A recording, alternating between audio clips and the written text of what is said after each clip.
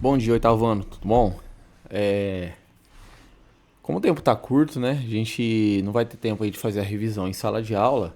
Tô gravando esse vídeo aqui para fazer a revisão para vocês aí da avaliação da P1 que a gente vai fazer a partir daí da semana que vem, tá?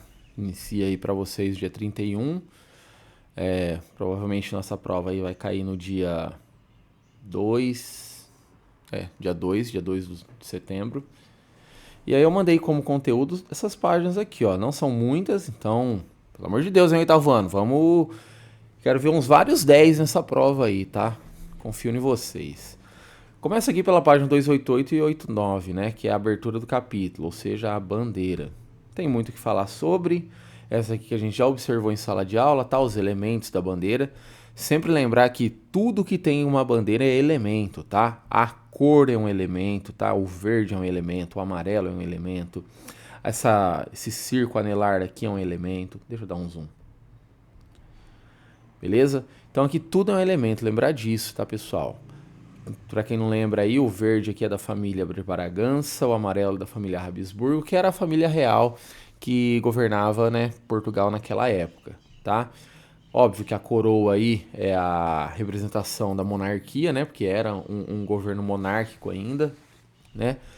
A cruz anelar aqui com essas 11 estrelas é o que representa na bandeira de hoje nossa, aquele círculo no centro com as 27. Aqui a gente tinha só 11 porque na época existiam apenas 11 províncias. Sempre lembrar a diferença que a gente está falando do governo imperial.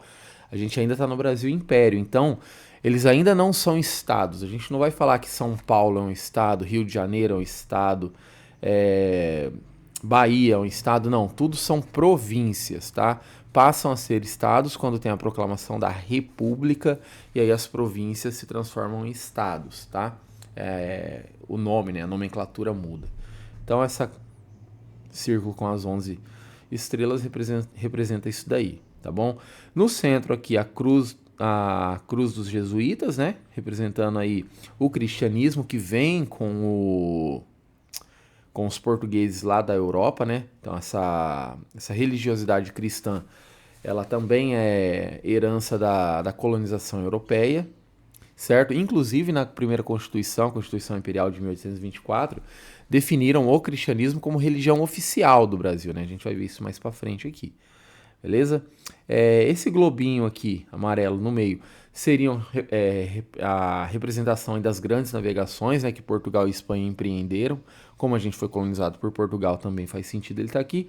E esses dois raminhos aqui é um de fumo e um de café. Na verdade, o de café é esse daqui é o de fumo, que era na época, né, a base da economia colonial barra imperial, né? A base da economia ainda era uma economia colonial, né? Porque vai ser elevado, né, a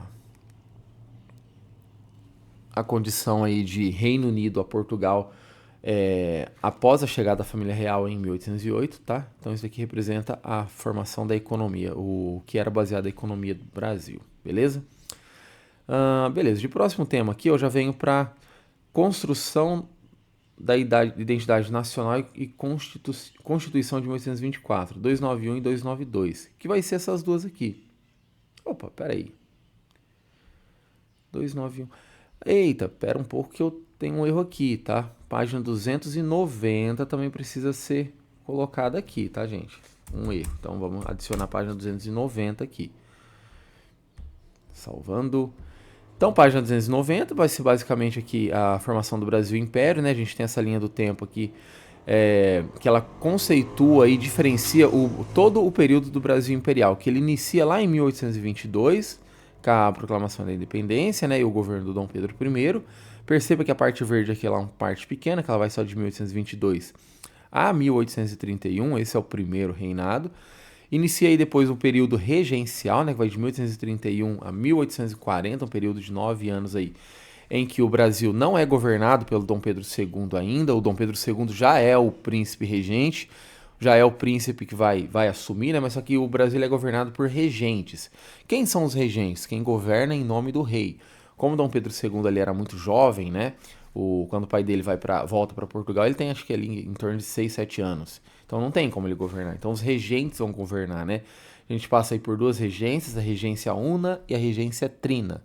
Una porque tem apenas um regente governando, né? Seria o regente, o tal do Diogo Feijó, inclusive tem uma rua aqui em Araçatuba com esse nome, né? Para exemplificar aí a importância dele. E a regência trina são 3 regentes ao mesmo tempo que governam o Brasil, ok? E aí o segundo reinado, um período grande aí, que vai aí de 1840 até o fim do Brasil Império, né? 1889, quando os militares dão um golpe, e foi um golpe mesmo, tá, pessoal? Porque não estava previsto na Constituição a mudança governamental de uma monarquia, né? Uma monarquia constitucional para uma república. Então, sim, é um golpe, não tem problema falar que é um golpe, não é uma crítica, tá? É uma constatação que acaba aí com a proclamação da República em 1889, tá? Um ano depois aí da assinatura da Princesa Isabel, colocando fim definitivo à escravização no Brasil, né? Que foi em 1888. Então, nessa página aqui, basicamente é isso, né? Lembrar sempre dessa linha do tempo, esses períodos aqui é bom. Não precisa lembrar a data, tá, pessoal? Mas é bom diferenciar que houve um primeiro reinado, houve um período regencial, que não é o segundo reinado, e sempre lembrar que o segundo reinado começa com a elevação do Dom Pedro II à posição ali de imperador mesmo, tá? E ele assume esse império aí com 14 anos, se eu não estou enganado. Beleza? Reconhecimento da independência, né? Tratado de Paz e Aliança. Os primeiros países aí a reconhecer a independência do Brasil aí foram os Estados Unidos, né? Posteriormente a Inglaterra e mais para frente aí depois de alguns anos vai ser reconhecida a independência por Portugal também. Claro, com uma compensação financeira astronômica para a época, né? Mas foi reconhecida aí a independência por parte, inclusive, de Portugal. Tá aqui, ó. Portugal só reconheceu a independência em 1825, né? Ou seja, a independência foi declarada lá em 1822. Demoraram 3 anos aí para ser reconhecida essa independência. E a formação da sociedade brasileira aqui. Aqui vai falar da composição da sociedade brasileira pós-independência, né? Ou seja, pós 1822. Beleza? Uma data importante aqui é 1824, que é a assinatura, vai estar aqui também, ó. Em 1824 é a assinatura da primeira Constituição, a outorgação da Constituição e de primeira Constituição Imperial. Construção da identidade nacional, né, vai falar aqui sobre o que o Brasil começa a se diferenciar culturalmente de Portugal, porque a gente, né, até a independência, a gente tem uma identidade portuguesa ainda, né? Lusitana, como a gente vai falar. Né? Por quê? Porque toda a cultura portuguesa foi absorvida, né, aqui no nosso território, inclusive suplementando aí a cultura indígena, né, que já havia muitas culturas dentro do nosso território brasileiro aqui, essa cultura indígena, que ela só vai voltar a ser valorizada muito tempo depois, tá? E também sobrepondo aí as culturas africanas que vêm, né, ao longo dos anos com os africanos escravizados de vários países, tá? De África, né? Vários países ali. Moçambique, Angola, né? Como o Davi sempre ressalta aí em aula, né? Não só Moçambique, Angola, como também Gana. Vou lembrar só desses 3, tá, pessoal? Os outros não vou lembrar de cabeça agora. E aqui também tem um card aqui falando da diferenciação, da divisão administrativa das províncias, tá? Então façam a leitura desse trecho aqui também, importante, tá? Muito importante, inclusive. E como eles começaram a levantar, ser criada essa cultura brasileira, diferenciando-se, né, novamente, da cultura lusitana. Constituição de 1824, esse texto sim aqui muito importante, tá, pessoal? É importante saber aqui que houve uma tentativa de escrita da Constituição por meio ali do corpo político daquela época, né? Que não estava sendo... que não deixou muito satisfeito aí o Dom Pedro I. Tanto que ele acaba, né, com a Constituinte, né? Aqui, ó. Devido à situação da elaboração da Constituição foi bastante conturbada, ao sentir-se ameaçado por não ter seus interesses reconhecidos na Carta Constitucional, Dom Pedro I dissolveu a Assembleia, ou seja, aquele pessoal que estava escrevendo a Constituição, ele Literalmente ele acabou com aquele grupo, falou, não, vocês não vão escrever mais nada, e eu aqui sozinho, eu com as pessoas da minha confiança, vamos elaborar uma Constituição. Por isso que a Constituição, a primeira Constituição, não foi promulgada, ou seja, ela não teve assinatura do corpo parlamentar que ali fazia parte, né, da política brasileira daquela época, tá? Como ele foi outorgada, ela simplesmente foi posta de cima para baixo. O imperador escreveu, o imperador deu as ordens ali do que ele queria na carta e ele aprovou e ele colocou em vigor, né? Não passou por ninguém ali por uma certa aprovação, tá? Então é importante dar uma lida nesse trecho aqui para entender que o grupo político, né, ou seja, o grupo político daquela época, né, a participação da política é sempre a elite. E ele se dividiu em dois, né, os restauradores e os liberais. Quem eram os restauradores? Basicamente eram os monarquistas, né? Aqui, inclusive eles se opunham à independência do Brasil. Os restauradores, eles ganhavam esse nome porque eles não aceitavam que o Brasil iria se separar de Portugal, iria ter essa independência de Portugal, né? Eles queriam restaurar a situação do Brasil como uma nação ligada a Portugal ainda, por isso restauradores, tá certo? E os liberais não, os liberais já queriam que mantivesse essa independência, que o território brasileiro tivesse uma independência política em relação aos outros países e se tornasse um país como os outros que estavam se tornando independente aqui ao redor, né, na América Espanhola, como a gente já viu no capítulo passado, né? Inclusive, esses liberais, importante falar, eles eram divididos também em dois grupos, né? Os moderados e os exaltados, tá? Os moderados, eles eram formados pelas elites agrárias, tá? E defendiam a monarquia constitucional e a manutenção dos interesses políticos deles, óbvio. Já os exaltados daquela época, eles eram mais radicais. Por que eu falo radicais? Eles defendiam a implementação do republicanismo, ou seja, mudar a monarquia, tirar a monarquia, né, e elevar ali a república já em 1822, 24, por aí, tá? Coisa que só vai acontecer lá em 1889. Então, pro momento, eles eram tidos ali como radicais. Hoje a gente entende que de radicalismo, né, com a visão que a gente tem hoje de república, não tinha nada de radicalismo, né? É estranho alguém hoje chegar e querer mudar uma república e voltar ela à condição de monarquia, de império, tá? Isso seria algo radical para os dias de hoje. Olha, pessoal, isso é importante vocês perceberem. Olha como que a mesma palavra, ela muda de sentido dependendo do contexto que você coloca ela, né? Por exemplo, chamar republicano de radical em 1824, 1822 faz sentido.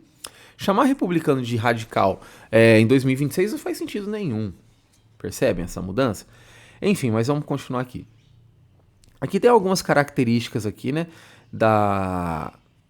do que foi mantido aí com a Carta Constitucional de 1824, né? Ela tinha 176 artigos, pouco, né, comparando com a nossa Constituição que a gente tem hoje, que deixa eu pegar ela na mão aqui, que eu tenho uma Constituição aqui em casa, para ver quantos artigos ela tem.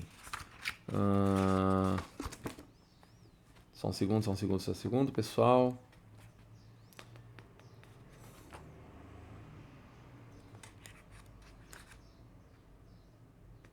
Contando com as emendas, dá mais de 200 artigos. Eu achei que fosse mais também, hein? Achei que seria mais, mas não. Então não tem lá tantos artigos a mais, não. Primeira lá tinha 176, a gente está com em torno de 200 e poucos, né? Não é lá tanta diferença, mas é grandinha, né? Para ser lido, sim. E também uma leitura pesada, né? Porque ler texto constitucional... Qualquer dia eu vou levar a Constituição para vocês verem, tá, pessoal? Em sala, ler texto constitucional é uma coisa complicadinha, tá? Mas, enfim, papo para outra hora. Então, aqui tem as características que essa carta manteve, né? Essa Constituição manteve. Importante entender principalmente o voto censitário, tá, pessoal? Voto censitário é aquele que tem direito ao voto de acordo com a sua renda anual, tá? Então façam a leitura disso daqui, importantíssimo. E aí as controvérsias da Constituição, né? Manteve a escravização dos africanos. Esse quarto ponto aqui também é polêmico, que dividiu o Estado não em três poderes, como era dividido lá na Europa, né? Com base nas teorias do Montesquieu, que a gente já viu no capítulo anterior, no bimestre anterior, né? Na realidade, em que dividia aí o poder em poder executivo, legislativo e judiciário, né? Essa divisão de três poderes ocorria na Europa e era a teoria mais aceita para aquele momento, inclusive por reis, por imperadores, tá? Mas não, aqui o Dom Pedro I ele colocou um quarto poder, que é o poder moderador. Percebe que aqui no quadro, ó, ele sobrepõe, ele tem o mesmo peso dos outros três, porque o poder moderador ele leva essa moderação muito ao pé da letra, tá? Por quê?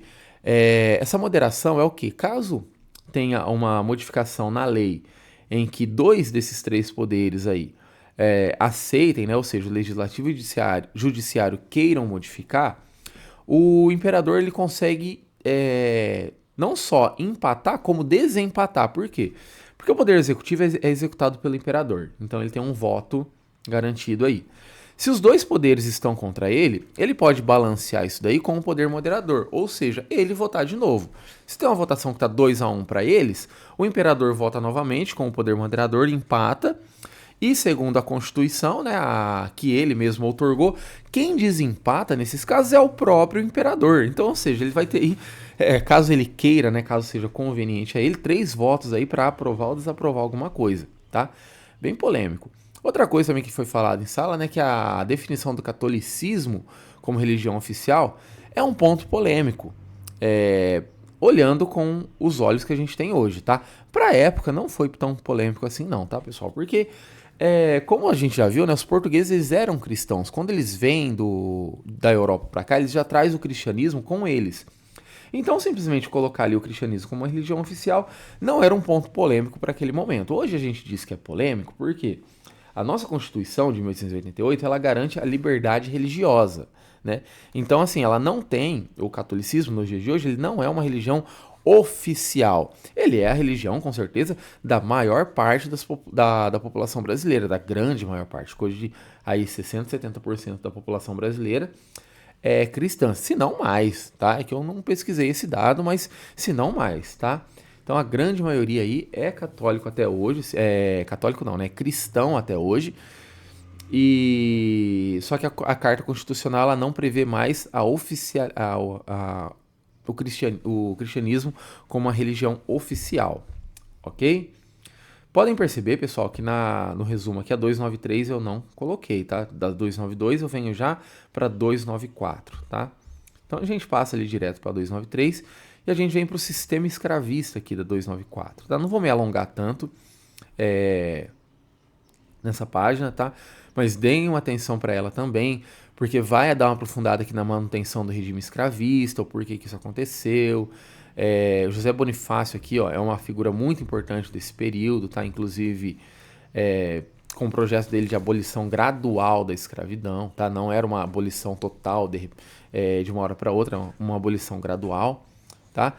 E importante também lembrar que as pessoas escravizadas elas não tinham direitos políticos, né? E outro ponto aí polêmico é que eles mantiveram as penas e os castigos públicos dos escravizados. Então isso daí era uma coisa aí que já envergonhava inclusive o Brasil por conta da pressão da Inglaterra para acabar com a escravização dos povos indígenas. Porque a Inglaterra já tinha entendido que toda essa galera aí trabalhando como escravizado, eles não têm renda. Se eles não têm renda, eles não têm como consumir. E num período em que a produção só está aumentando, né? Levando em conta aí a revolução industrial que teve lá na Europa, na Inglaterra, né? Então a produção, a produção de itens, né, para exportação só vem crescendo. E um dos pontos, um dos principais importadores dos itens ingleses, né, era o Brasil.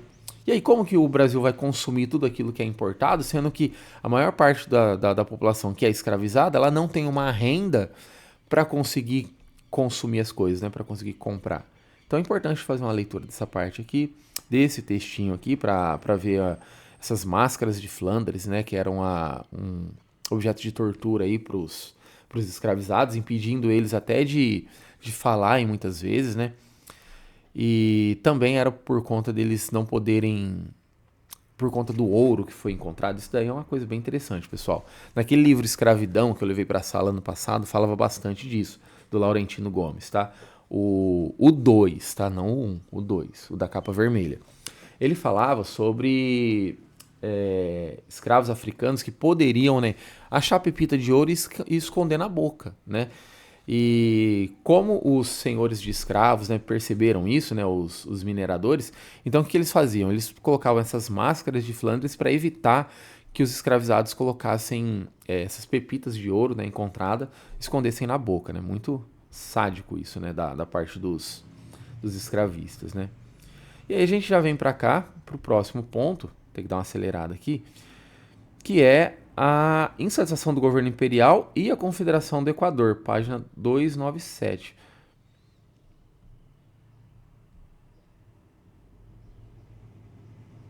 Ai, gente, eu... Ah, tá aqui, ó. Achei que tava faltando página aqui, gente, mas não tá não, tá? Confederação do Equador, né? É importante a gente perceber que foi um movimento revoltoso também que queria declarar a independência aí de uma província, né? Uma das províncias, que era a província, se eu não estou enganado aqui, do Pernambuco. Não, aqui, ó. É, deixa eu achar aqui no texto. Foram apoiados aqui pela Paraíba, pelo Rio Grande do Norte, Piauí e Ceará, né?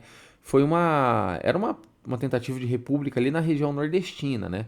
Então houveram algumas batalhas ali nessa Confederação do Equador. Ela acaba sendo suplementada pelo governo imperial, né? Inclusive eles vão executar o líder, que é o Frei Caneca. Aqui, ó, Frei Joaquim do Amor Divino Rabelo. Esse daqui é o Frei Caneca, um dos líderes, né, dessa revolta. Aqui vai ter o período também que ela ocorreu, né, o porquê dessa revolta, né? Então essa daqui, pessoal, vai estar um texto importante para nossa prova. Vai ter bastante questão sobre ela, tá? Inclusive falando aí do autoritarismo do governo imperial, tá? Por quê? Porque houve uma escalada autoritarista, porque até então poucas pessoas da elite, né, eram executadas. E o Frei Caneca, ele era considerado uma pessoa da elite naquela época, tá? Ele era uma pessoa assim de posses, ele era uma pessoa reconhecida pela sociedade. Executaram também, né, o Tiradentes na época da Inconfidência Mineira, mas o Tiradentes, ele não era considerado uma pessoa da elite, um né, dos burgueses lá daquela época. Não é à toa que os outros, os aliados do Tiradentes, que faziam parte da elite econômica, eles não foram executados, eles foram presos, né, exilados durante um tempo, mas não foram presos. Aqui o Frei Caneca, literalmente, ele foi executado também, tá? Então é importante fazer a leitura dessa parte. E das outras duas páginas aqui, a Guerra da Cisplatina e a abdicação do Dom Pedro I, que vai ser as outras páginas aqui, ó, página 298 e 299, tá? Importante aqui da Guerra da Cisplatina, entender o mapa, apesar que eu já adianto para vocês que eu coloquei o mapa na prova, tá? Então não precisa ficar tão focado aqui de decorar o que é o mapa, porque a imagem do mapa vai estar na prova para vocês observarem, né, analisarem.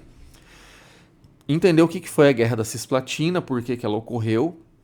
Importante entender que esse território da Cisplatina aqui fez parte do Brasil durante um tempo, tá? Era chamado inclusive de província da Cisplatina, né? E com o final dessa Guerra da Cisplatina, o Brasil perde, né, a soberania nesse território e é declarada a independência desse território, e aí é elevado à condição de país, né? A origem do Uruguai, né? A gente vê nascer aí o Uruguai. Acontece ali no bacia do Rio da Prata, né? Por isso Cisplatina, né? Por conta desse Rio da Prata ali. E envolveu aí várias batalhas, né? Tanto navais como terrestres, como diz aqui. E também a participação, né, só teve aí um final, né, com a interferência da Inglaterra. A Inglaterra mediou o final desse conflito, né, entre Brasil e... Na época foi considerado uma guerra civil, né, porque era entre Brasil e Brasil. Porque como Cisplatina fazia parte do Brasil, não era uma guerra contra outro país, como foi a Guerra do Paraguai, né. Então foi meio que uma guerra civil, entre aspas, uma guerra civil, porque a Cisplatina fazia parte do Brasil, né. Com a independência, né? Agora a gente tem a noção de que desculpa, gente. Agora a gente tem a noção aí de que houve uma independência, né? E aí vai ter um textinho aqui sobre as relações do Brasil no Uruguai da atualidade, que é uma relação super amistosa. O Uruguai é um dos países com mais liberdades sociais, não só econômicas, como sociais aqui na América do Sul, ok? E aí a gente vem aqui para o último texto, que é a abdicação do Dom Pedro. Ou seja, Dom Pedro com influência da Revolução do Porto, que ocorreu lá em Portugal, né? Ele é praticamente aí forçado pela família dele a retornar para Portugal. E ele retorna, né? Deixa o filho aqui como príncipe regente, né? Não, Dom Pedro II não assume de forma definitiva, de forma definitiva assim que ele deixa assim que o Dom Pedro I deixa o governo, mas já fica ali uma forma de manter o governo imperial aí na mesma família, né? De uma forma hereditária. Importante entender o que foi a Noite das Garrafadas, né? Ela ocorreu ali por volta de 1830, né? Porque os políticos liberais tinham forte relação, né, com esse autoritarismo do imperador. Então, já que o imperador ele era autoritário, por que não a população ser radical também, né? Então foi levado em consideração isso daí. Então é importante entender aqui essa parte, tá? Noite das Garrafadas. Entender aqui, ó, que quando Dom Pedro I abdica do poder, aqui, ó, Pedro de Alcântara, né, o Pedrinho, ele tem apenas 5 anos de idade quando o pai dele retorna a Portugal, tá? Importante fazer a leitura dessas partes aqui também, entender a pressão também exercida para o Dom Pedro deixar o país, e lembrar que o que contribuiu também para ele deixar o país foi essas duas guerras, né? Foi essas duas revoltas aí. A Confederação do Equador, a repressão à Confederação do Equador, e também a Guerra da Cisplatina, que levou aí a uma crise política, tá? No Império. Beleza, pessoal? Espero que tenha passado por tudo. Acho que o vídeo vai ficar longo, né? Porque é uma revisão aí de várias páginas, mas tendo em consideração aí tudo que foi falado aqui nesse vídeo, os trechos aqui, as partes, tem tudo aí pra gente ter uma nota legal aí nessa prova. Beleza, pessoal? Obrigado. Até quarta-feira aí na nossa aula.